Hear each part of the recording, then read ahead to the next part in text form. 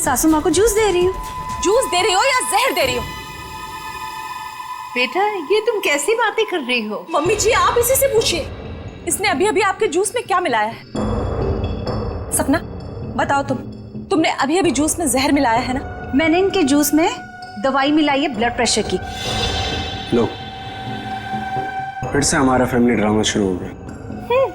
अच्छा, blood pressure की दवाई? तो फिर पी के दिखाओ इस जूस को। मैं क्यों पीऊं? भाभी आप ये कैसी बात कर रही हैं? आप हमेशा सपना के पीछे हाथ मैं पकड़ क्यों पड़ी पीछे रहती हैं? प्लीज एक सेकंड। सपना, क्या तुम्हें मम्मी जी ने कहा था जूस में दवाई मिलाने को? नहीं। तो फिर क्यों मिलाई जूस में दवाई? एक मिनट मैं 2 मिनट का बाथरूम चला गया, आप लोगों ने वर्ल्ड वॉर 3 शुरू कर दी। मैंने ही इससे कहा था जूस में दवाई मिलाने के लिए। सपना आज का डोज भूल गई थी तो मैंने कहा जूस में मिला दो।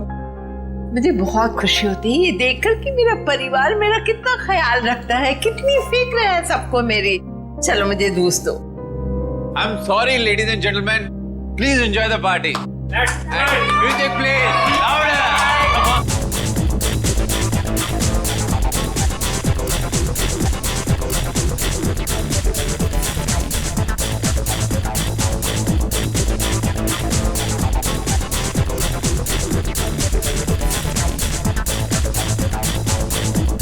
नमस्ते। नमस्ते। महेश, कैसे हैं आप? प्रतीक जी मैं बिल्कुल ठीक हूँ, आप कैसे हैं? बस मैं ठीक। आप कुछ ले नहीं रहे हैं? मैं आपके खाने के लिए कुछ मंगाती हूँ। सरोज। नहीं, आप तकलीफ मत लीजिए, मैं खुद जाकर ले लूंगा। Sure. Yeah it's okay, fine. Hi.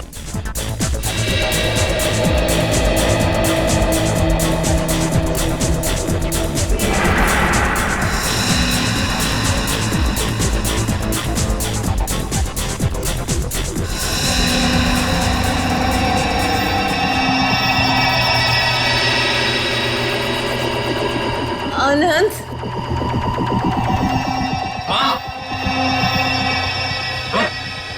Mummy जी क्या हुआ आपको? मम्मी जी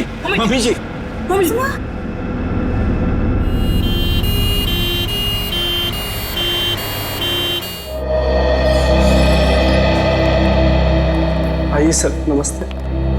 मेरा ही नाम अहम है सर, मैंने आप लोगों को फोन किया था। अच्छा, अब कैसी है तुम्हारी मम्मी? डॉक्टर से इलाज कर रहे हैं सर, पता नहीं क्या होगा।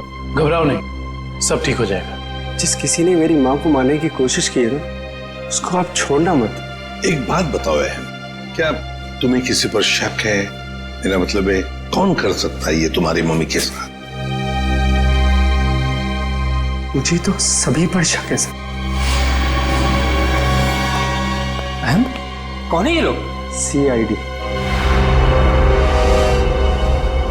CID? पर किसने बुलाया इन्हें? मैंने बुलाया। क्यों? आप? जी मैं विकास, अहम का बड़ा भाई। क्योंकि आप में से किसी ने ही मम्मी की जान लेने की कोशिश की है। What nonsense? तुम अपने घर वालों पर शक कर रहे हो? आप घबरा क्यों रहे हैं भैया?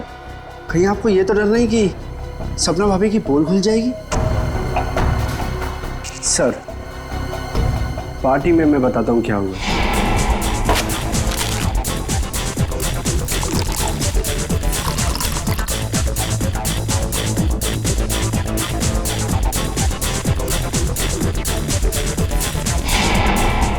तुम्हारी सपना भाभी पर शक है तुम्हें?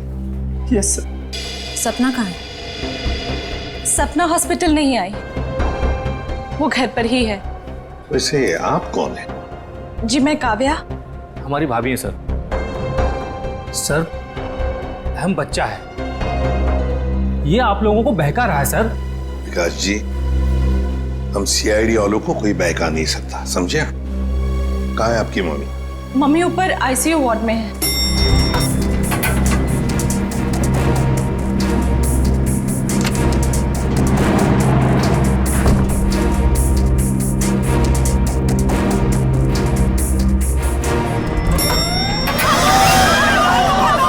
क्या है?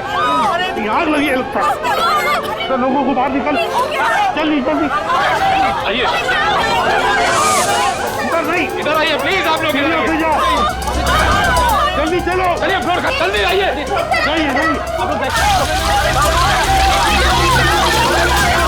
इधर से आप लोग इधर से जल्दी चलो। चलिए फ्लोर खाली है, चलिए जल्दी आइए। सीढ़ियों से जाइए, संभाल के।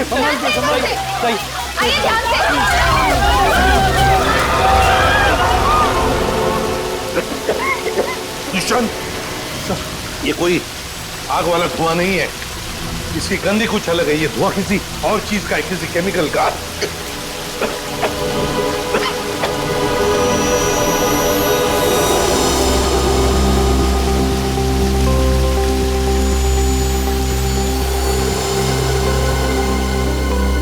सर, हाँ? आपका अंदाजा सही था। ये देखिए smoke bomb. My God, sir कहीं स्मोक बॉम्ब फायर अलार्म बजाने के लिए तो नहीं डाला गया था? आश्रया, फायर अलार्म बजाने के लिए ही स्मोक बॉम्ब लगाया गया था। मालिनी का कमरा ढूंढो जल्दी।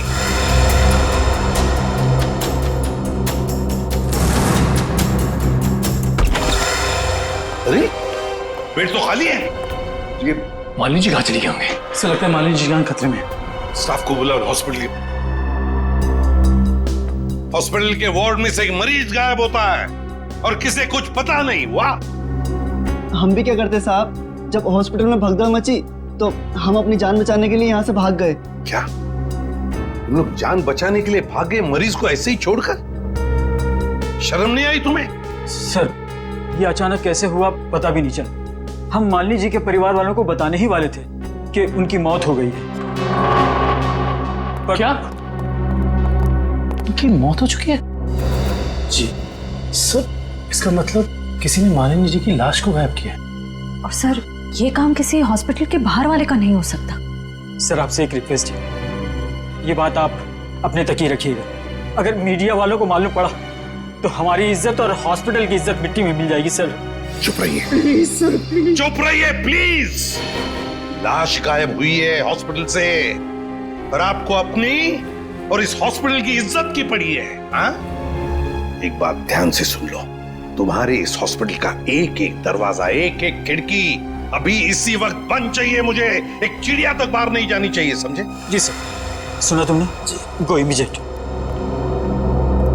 दुष्यंत, हॉस्पिटल का कोना कोना छान मारो। कहीं तो छुपा के रखी होगी मालिनी की लाश को, कहीं तो। हाँ।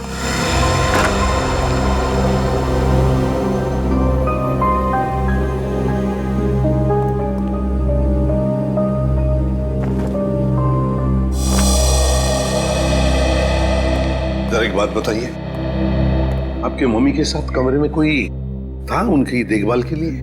जी सर, मेरे पति आनंद वहीं पर थे। आप मम्मी के साथ थे? तो फिर ये सब हुआ कैसे?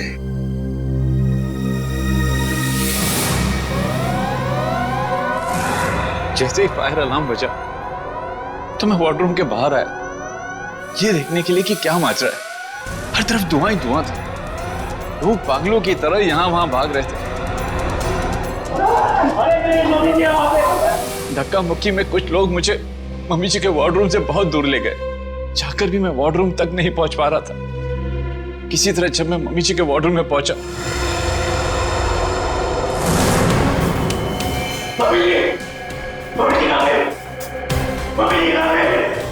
तो मम्मी जी वहां पे थी ही नहीं। सर प्लीज प्लीज मम्मी जी को ढूंढ निकाली। सर, हर जगह चेक कर लिया, मालिनी जी की लाश कहीं पर भी नहीं है। और सर, मॉर्ग में भी चेक किया, लाश वहां भी नहीं। इसका मतलब है जिसने भी ये किया है वो मालिनी की लाश को हॉस्पिटल के बाहर ले जा चुका है। काम करते हैं, हॉस्पिटल की गेट पर जो सीसीटीवी कैमरा लगा हुआ है उसका फुटेज चेक करते हैं।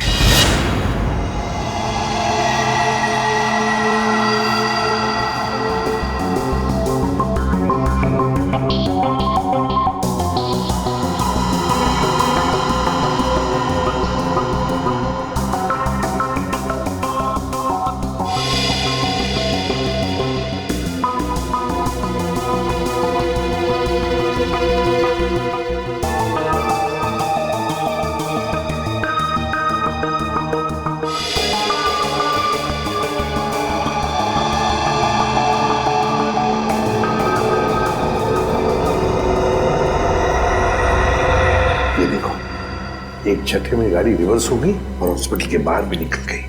जरूर मुजरिम मालिनी को इसी गाड़ी में लेकर गया होगा। एक मिनट जरा इस फुटेज को रिमाइंड कीजिए, हमें कार का नंबर चाहिए। पॉज करिए, जूम इन करो। XYZ5139।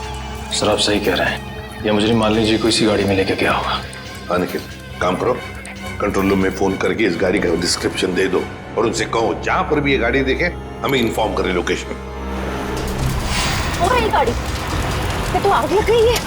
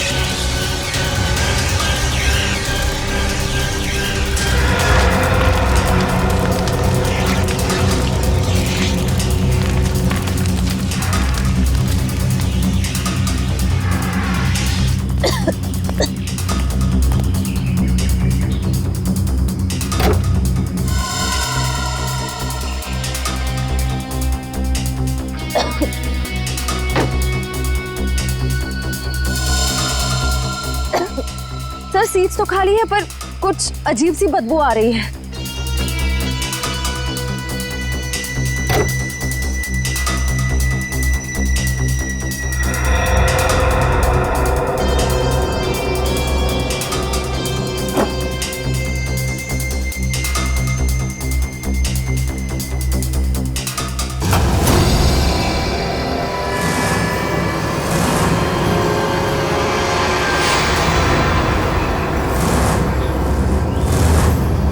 सर ये लाश तो जल चुकी है। शायद सबूत मिटाने के लिए उन्हीं ने मालिनी जी की लाश को जला दिया।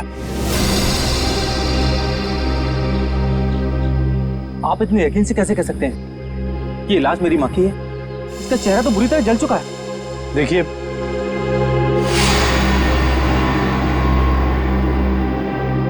ये अंगूठी देखिए, पहचानते हो इसे?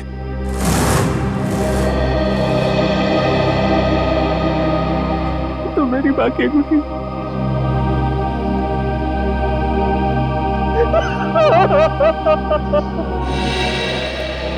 डॉक्टर साहब, कुछ नहीं ताजी? अरे क्या नहीं ताजी है? दया, लाशों से बात करना कोई आसान है क्या? और लाश भी जली हुई हो और मुश्किल हो जाती है ना। आप तो हमेशा कहते थे कि सालुंकी के लिए कोई काम मुश्किल नहीं है? वो तो नहीं दया, खूनी ये सोचता था कि लाश को जला देगा तो हमारा इन्वेस्टिगेशन शुरू होने से पहले ही अटक जाएगा, हमारी नैया बीच भंवर में अटक जाएगी। तो इस अटकी हुई नाव को बाहर निकालिए ना सर। हैं? आप कुछ ना कुछ रास्ता तो निकाल ही लेंगे आप। आपको पता है फ्रेडी आपके बारे में क्या बता रहा था? फ्रेडी क्या कह रहा था मेरे बारे में? नहीं, ऐसा कुछ खास नहीं। वो कह रहा था कि डॉक्टर सालुंकी की उम्र हो गई। अब बहुत ज्ञान है आपको। हाँ देखो दया, जो लोग मेरे संन्यास लेने के बारे में सपने देख रहे हैं ना, उन्हें जाके बोल दो अपनी नींद से जाग जाए। मैं संन्यास नहीं लेने वाला हूँ ना, मैं तो इस केस को सॉल्व करने के बाद स्विट्जरलैंड जाने वाला हूँ। कहाँ जाने वाला हूँ? स्विट्जरलैंड। एग्जैक्टली। हम भी चलेंगे आपके साथ स्विट्जरलैंड, पर पहला कदम तो उठाइए इस केस को सुलझाने की ओर। पहला कदम तो उठ चुका है भाई। अच्छा, ये देखो, ये देख लो, ये क्या? ये सर बॉडी जलने की वजह से हो गया है? जी नहीं, ये बॉडी को फिनाइल से धोने की वजह से हो गया। क्या? इस लाश को फिनाइल से धोया गया? हाँ, खूनी ने लाश को अस्पताल से गायब करने से पहले उसको फिनाइल से अच्छी तरह से धोया ताकि लाश का केमिकल कंपोजिशन ही बदल जाए। खूनी ने हर कदम इसी मकसद से रखा है ताकि हमारे रास्ते में ज्यादा से ज्यादा कठिनाइयां आ सके। इस लाश को पहले फिनाइल से धोया और फिर इसे आग लगा दिया? जी हाँ। और सबसे पहले क्या जलाए? सबसे पहले जलाए बाल, क्योंकि बालों में सबसे ज्यादा और सबसे पहले असर होता है जहर का। सर काव्या ने बताया था ना कि शायद जहर सपना ने दिया है मालिनी जी को। हाँ, इसीलिए तो जला दिए ना भैया, सबसे पहले बाल, क्योंकि जहर दिया था। मतलब ये सब सपना का ही काम है।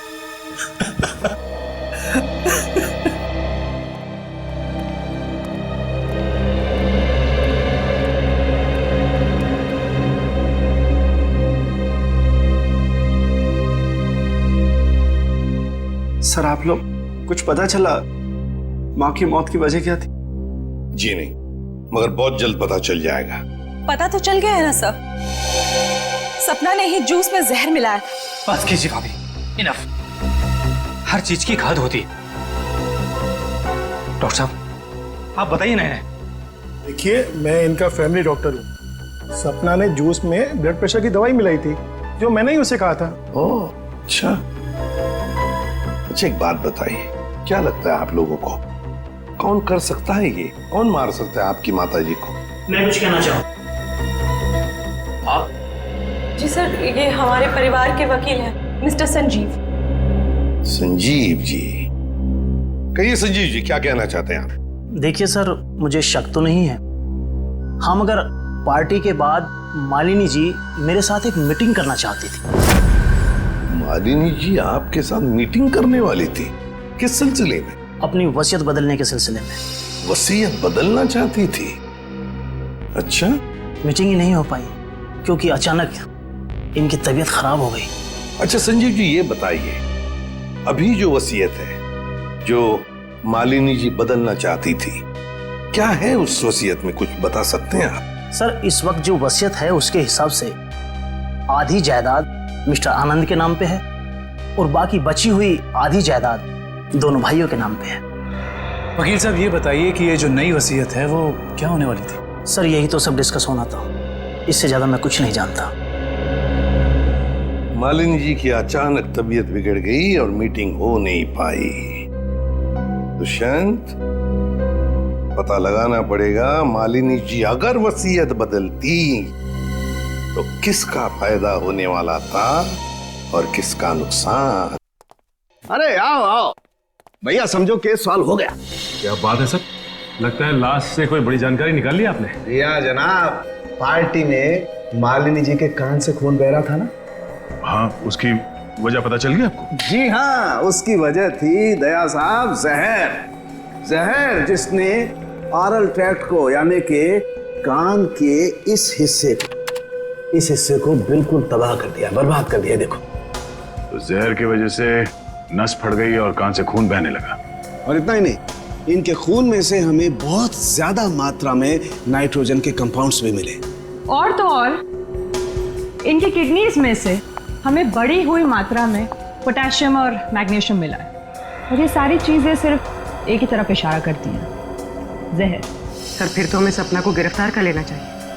नहीं, यहीं पर कहानी में जरा सा ट्विस्ट है।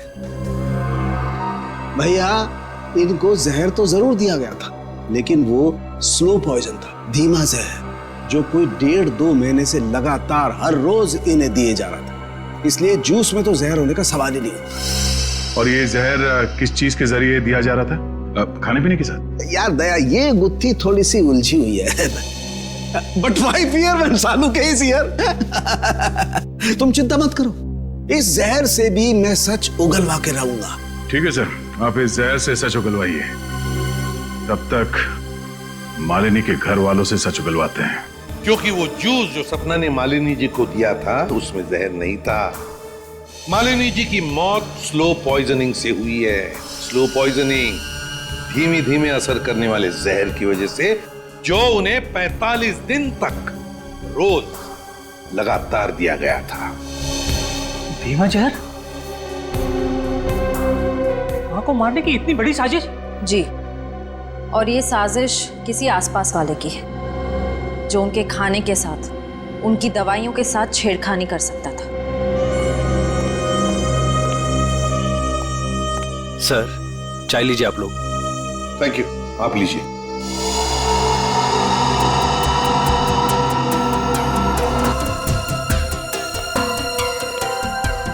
एक मिनट, मैं पी लूं।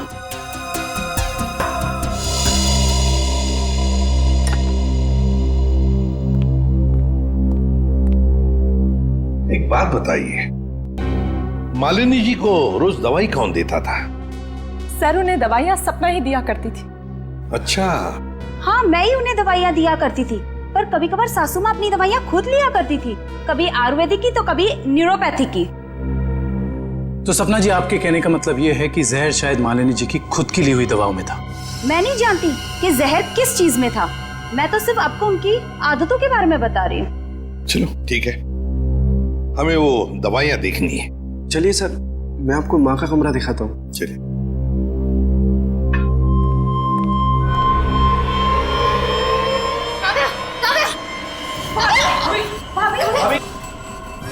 भाभी क्या हुआ आपको? भाभी सांस लेने में दिक्कत हो रही है।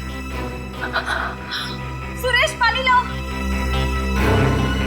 अरे पानी लाओ। दुष्यंत, लता इनकी तबीयत बिगड़ती जा रही है, जल्दी से एम्बुलेंस बुला लो और हॉस्पिटल ले जाओ इसे। श्रेया तुम भी जाओ साथ में।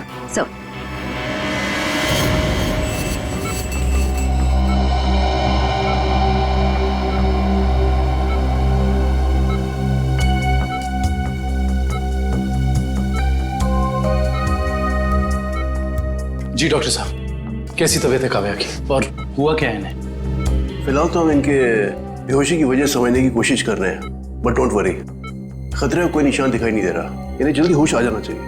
Thank God. वैसे भी सासू माँ के मौत के सदमे के बाद हम उभर नहीं पाए।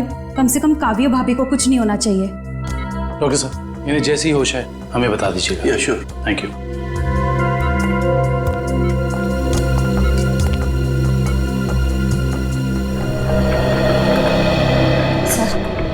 सर मुझे तो सपना पर शक हो रहा है। वहाँ पार्टी में काव्या के साथ झगड़ा कर रही थी और यहाँ इसे काव्या की इतनी परवाह हो रही है। और श्रेया होना उस चाय में कुछ था जिसे पीते ही काव्या बेहोश हो गई। सर, चाय तो मैंने भी पी थी। थैंक गॉड मुझे कुछ नहीं हुआ। Are you sure Pankaj? Sure मतलब सर? मतलब चक्कर वक्कर तो नहीं आ रहे ना तुम्हें? चक्कर? नहीं सर, चक्कर नहीं आ रहे, मगर पेट में कुछ गड़बड़ लग रही है सर। पेट में गड़बड़ लग रही है, गर्मी हो रही है, कहीं से वो तो नहीं हो गया? पंकज, और अगर तुम्हें सीरियसली कुछ हो भी गया है तो हम हॉस्पिटल में ही है ना। कैसे?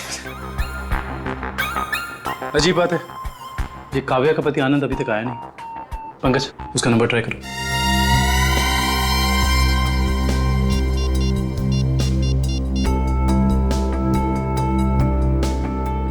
सर उसका फोन बंद आ रहा है। सर कहीं आनंद ने तो काव्या को चाय में जहर नहीं पिला दी? हो सकता है पंकज। सर अगर चाय में जहर था तो हो सकता है कि नौकर भी शामिल हो। सर क्या कहा डॉक्टर ने, क्या हुआ काव्या को? सर डॉक्टर के मुताबिक काव्या की चाय में जहर था और पंकज रिपोर्ट से ब्यूरो गया है। काव्या की चाय में जहर था? सुरेश,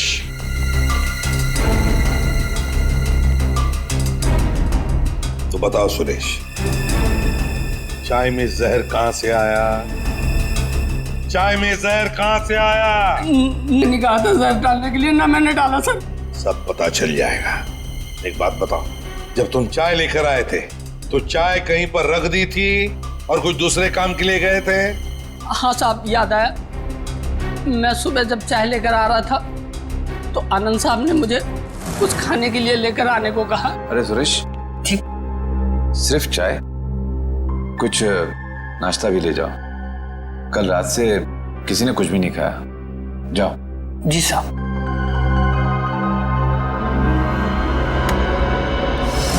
आनंद कहाँ है? सर ये अपने रूम में सो रहे हैं।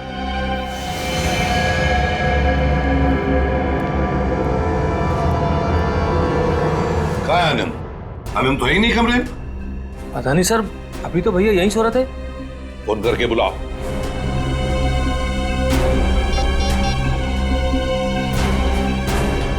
सर घंटी जा रही, भैया फोन नहीं उठा रहे।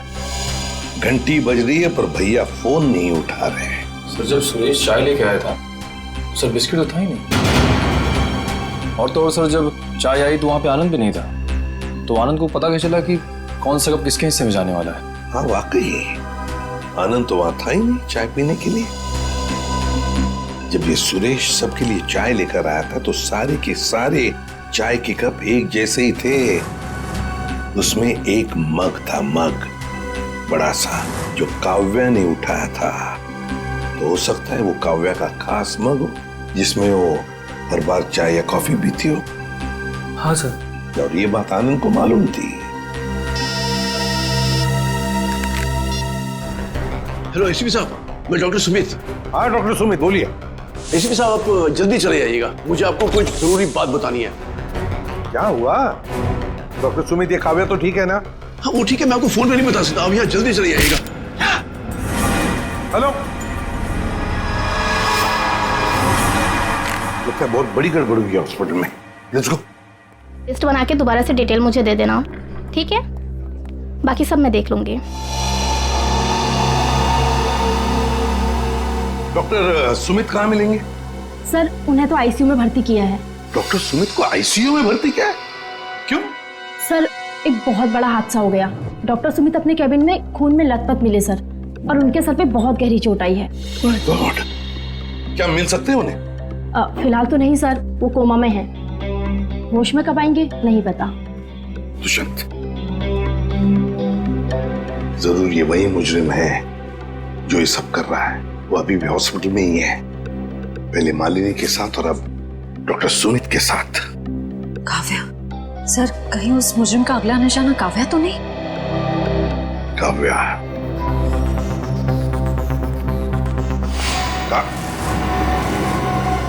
काव्या कहाँ चली गई सर? कहीं काव्या को भी तो गायब नहीं किया उसने? श्रेया, ये जो भी कोई है, अगर इसने काव्या को भी गायब किया तो वो हॉस्पिटल के मेन गेट से ही बाहर जा सकता है। और सर शायद डॉक्टर सुमित को भी उस खूनी के बारे में पता चल गया होगा, इसलिए उन पर भी हमला हुआ।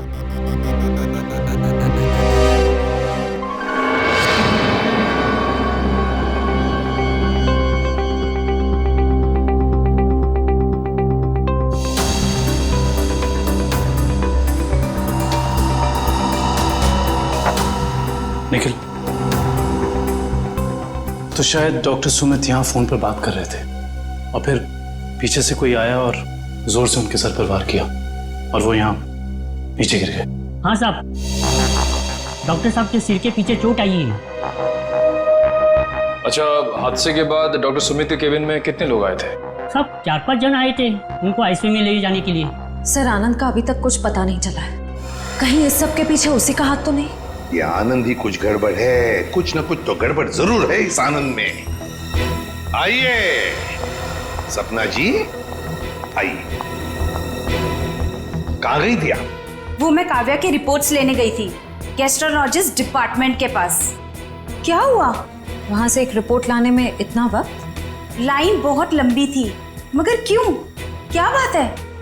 काव्या कहाँ है? काव्या गायब है, समझिए आप?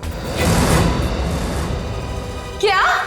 सर ये ब्लड सैंपल्स तो ले लिए, लेकिन सर क्योंकि बाकी लोग डॉक्टर साहब के कैबिन के अंदर चले गए थे, इसलिए सारे जरूरी सबूत मिट गए। और यहाँ पे काव्या गायब है ना दुष्यंत?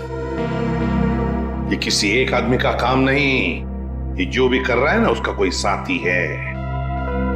एक इनके परिवार में से कोई और दूसरा इस हॉस्पिटल में से कोई।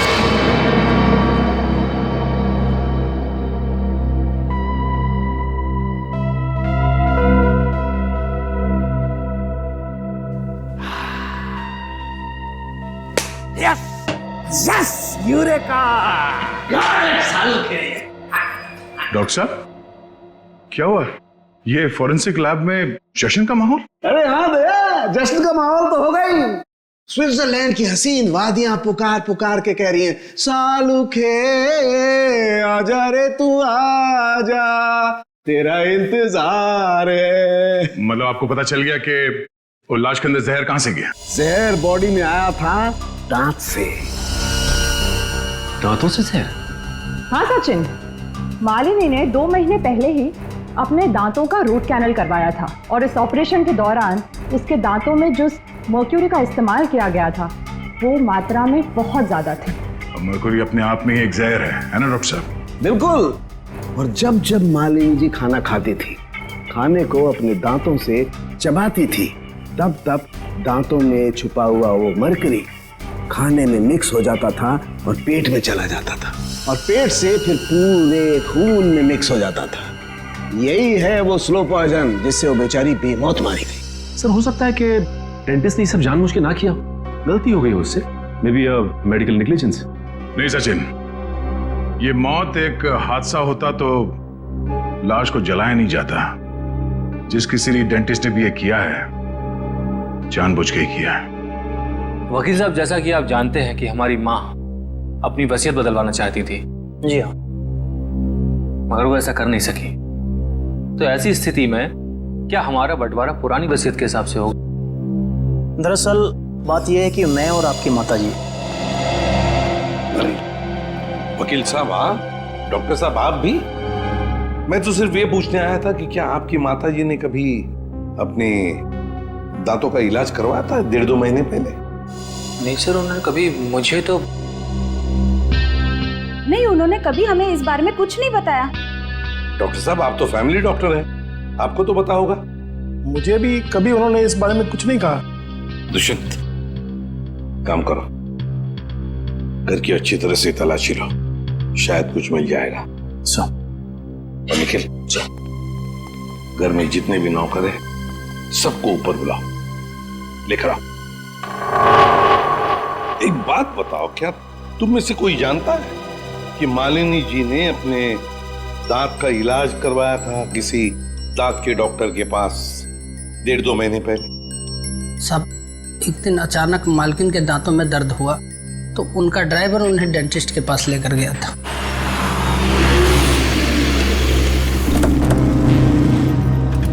सर यहीं पे छोड़ा था हमने उन्हें। उसके बाद किधर गई वो तो मालूम नहीं मुझे। ठीक है, आसपास जितने भी डेंटिस्ट है ना, सब चेक कर लेते हैं। तुम लोग उधर देखो।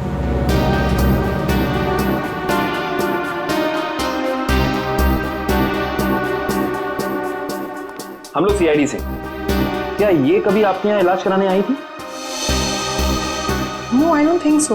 यहाँ पर आए हैं। यहाँ से देखिए, ये 2 महीने पुरानी बात है। नो सर, ये लेडी कभी हमारे वहाँ इलाज के लिए नहीं आई। नहीं, मुझे नहीं लगता है यहाँ पर आए हैं। आई नॉर्मली मैं पेशेंट्स को याद रखती हूँ अपने। Thank you very much. Thank you sir, उस साइड किसी भी डेंटल क्लिनिक में मालिनी को किसी ने पहचाना नहीं। अच्छा, यहाँ देख लेते हैं।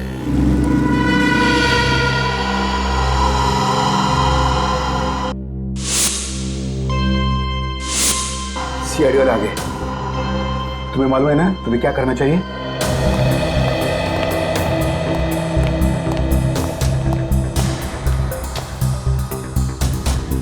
Excuse me. जी कहिए। हमें डॉक्टर से मिलना है। जी कहिए, मैं डॉक्टर कल्पना हूँ। आपके पास अपॉइंटमेंट है? डॉक्टर, हम सीआईडी से। इन्हें पहचानती हैं आप? इन्हें कभी देखा नहीं है। कौन है ये? इनका नाम मालिनी है और इनका खून हो गया है। क्या? खून? क्या हुआ? खून का नाम सुनते ही आपकी जबान लड़खड़ाने की लग गई? नहीं नहीं, यहाँ पहली बार सीआईडी आई है ना, तो मैं थोड़ी नर्वस हो गई। कोई बात नहीं, आप परेशान मत होइए। Thank you very much.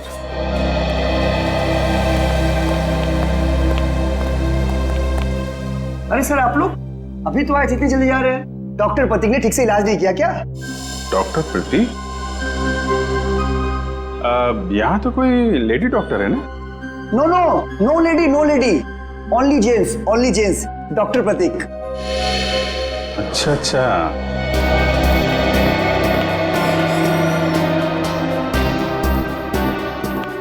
अरे सर, आप लोग फिर से आ गए? अरे वो क्या हुआ कि इनके दांत में दर्द होने लगा अचानक, तो वो जरा डॉक्टर से मिलना था। क्या नाम है उनका? डॉक्टर कल्पना। हाँ जी, 1 मिनट। हेलो।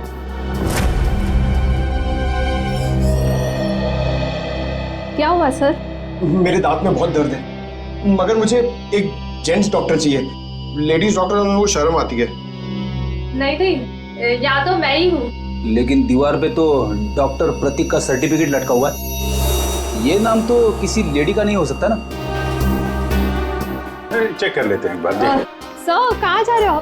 डॉक्टर प्रतीक। डॉक्टर प्रतीक,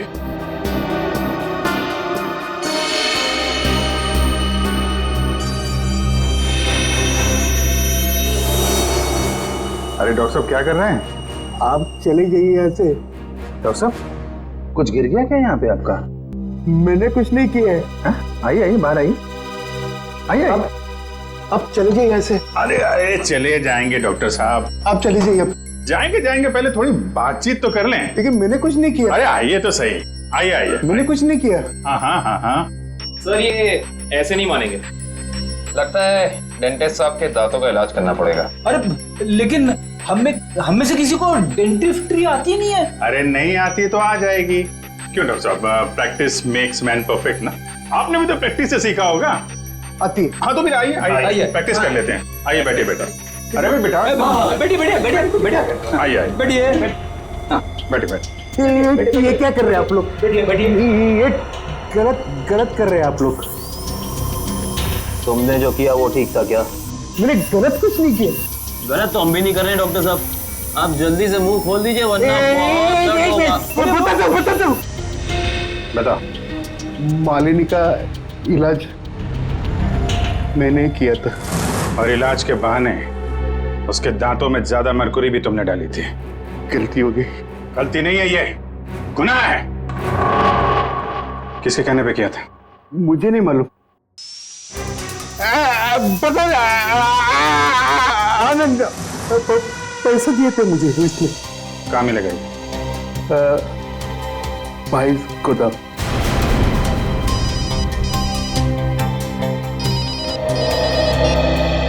हाँ डॉक्टर साहब के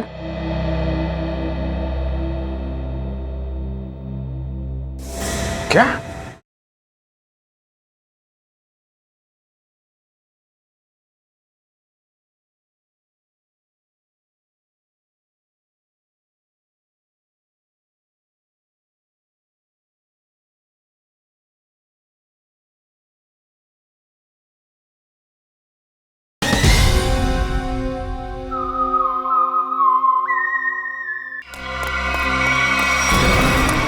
आनंद रुक जाओ।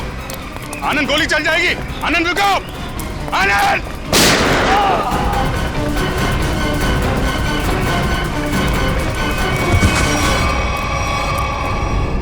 देखो आसपास, इसने काव्य को कहां छुपा रखा है?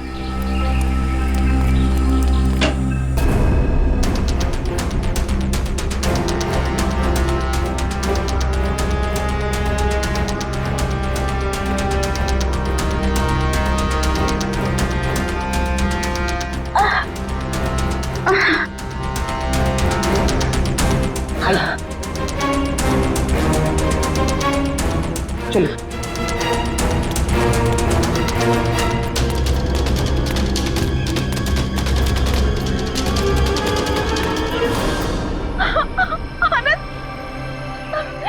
ये क्या किया आप सबने? मेरे पति को मार डाला। आनंद उठो। सर, इनके प्यार को तो देखकर ऐसा लगता है कि अगर इन्हें ऑप्शन दिया जाए कि ये मर जाए और इनका हस्बैंड जिंदा हो जाए तो वो ऑप्शन जरूर ले लेंगी। क्यों नहीं सर, ये तो एक भारतीय नारी का फर्ज है ना। पर अफसोस मेरे पति खुद ही मुझे जिंदा नहीं देखना चाहते थे। ये तो भगवान का शुक्र है कि मेरी चाय में जहर थोड़ा कम था, वरना आज आपको यहाँ मेरी लाश मिलती। अभिजीत, काव्या की चाय में जो दवाई के ट्रेसेस मिले हैं उससे किसी की जान नहीं जा सकती। एक मिनट, आपको कैसे पता चला कि आपकी चाय में जहर कम था? वो सर अभी आप ही ने तो कहा। अरे हमने कब कहा? हाँ याद आया, आनंद ने बताया था। हाँ? आनंद कैसे बताएगा? आनंद बेचारा तो खुद ये बात नहीं जानता था। ये बात जानती थी तो सिर्फ एक औरत, और वो औरत तुम हो काव्या। आनंद, तुम जिंदा हो। मेरे साथ इतना बड़ा धोखा। क्या करें, लोहे को लोहा काटता है, उसी तरह धोखेबाज का एक ही इलाज है, धोखा। जब डॉक्टर प्रतीक ने हमें बताया कि आनंद डब्बा इस गोदाम में मिलेगा।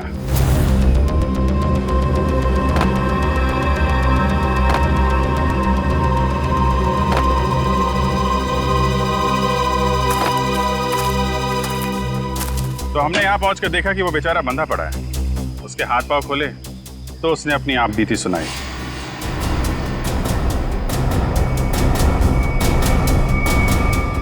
किसने किया ये सब? है ये सब मेरी देवी काव्या ने किया है सर। हाँ, कहीं कहीं छुपी हुई है। बस फिर क्या? हमने आनंद के साथ एक छोटा सा खेल खेल लिया, तुम्हारा असली रंग सामने लाने के लिए। तो ये सब ड्रामा था, लेकिन असली ड्रामा तो अब शुरू होगा। पीछे मुड़ के देखो।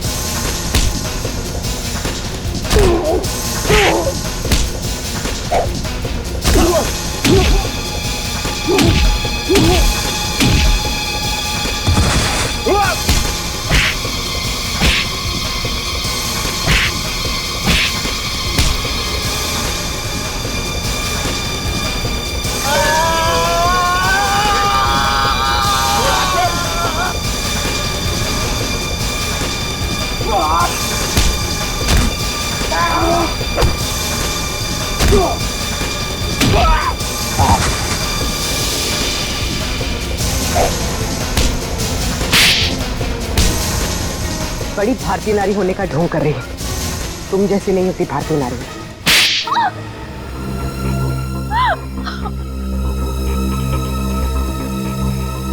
सासू माँ ने आधी जायदाद आनंद के नाम कर दी थी और आनंद अपने भाइयों से बहुत प्यार करता था, तो वो अपनी जायदाद का हिस्सा भी अपने भाइयों को देना चाहता था। और ये बात आपको बहुत खटकती थी, क्यों? मुझे पता था सर, मुझे पता था कि वो सासू माँ पे दबाव डालेगा वसीयत बदलने के लिए। इसलिए तुमने उन्हें डॉक्टर प्रतीक के पास भेजा, उनकी दांत की तकलीफ का फायदा उठाकर, ताकि इससे पहले कि वो अपनी वसीयत बदले उनकी मौत हो जाए। हाँ सर, और मैंने प्रतीक से कहा अगर वो पकड़ा जाए तो मेरा नहीं आनंद का नाम ले, ताकि आपके सास यानी मालिनी जी के खून के जुर्म में आनंद यानी आपका पति फंस जाए, जिससे 25 करोड़ की आधी जायदाद आपकी हो जाए। हॉस्पिटल में डॉक्टर सुमित तुम्हारी सच्चाई जान गए थे, इसलिए उन पे भी हमला किया तुमने। मैं क्या करती सर, उसने मुझे फोन पे बात करते हुए सुन लिया था। अब बारी है खेल के दूसरे पड़ाव की, जिसमें हम दुनिया को ये दिखाएंगे कि मेरे पति परमेश्वर यानी कि मिस्टर आनंद कुमार ने अपनी ही पत्नी को अगवा कर लिया। तो डॉक्टर सुमित को कोमा में पहुंचा दिया, अपने पति की किडनैपिंग की और मालिनी जी का खून कर दिया। दौलत की भूख मिटाने के लिए इतने सारे जुर्म किए तुमने, लेकिन सजा सिर्फ एक ही मिलेगी, फांसी।